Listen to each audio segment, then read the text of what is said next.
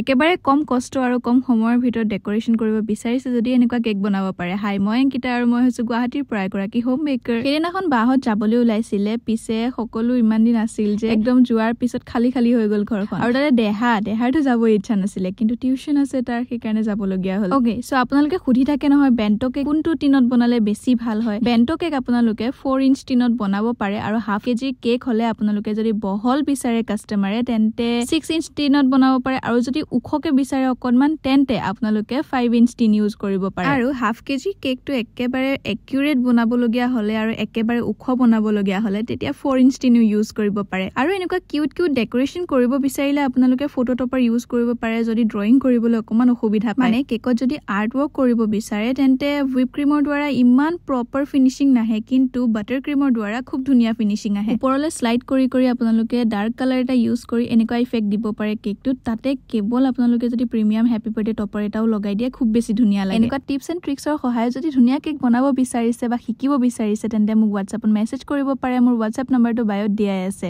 বাৰু আজিলে বাই।